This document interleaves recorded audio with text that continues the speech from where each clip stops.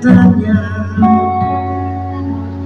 tentang perasaan kita,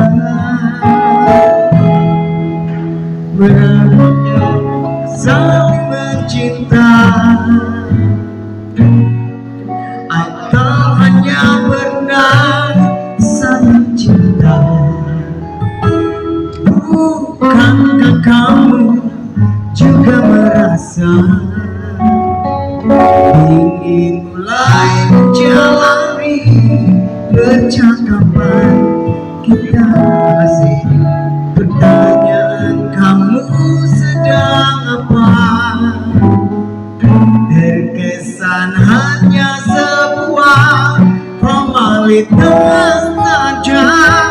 Coba tanyakan lagi pada hatimu,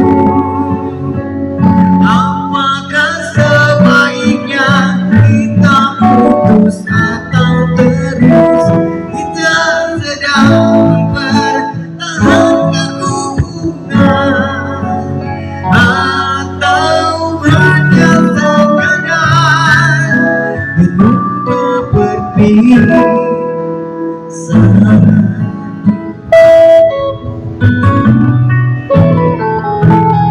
Bukankah kamu juga merasa ingin mulai menjalani percakapan kita?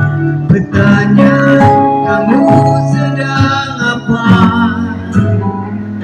Terkesan hanya sebuah formalitas saja. Coba tanyakan lagi pada hati, apakah sebaiknya kita putus atau terus? Kita sedang mempertahankan hubungan, atau hanya sekadar menunda perpisahan?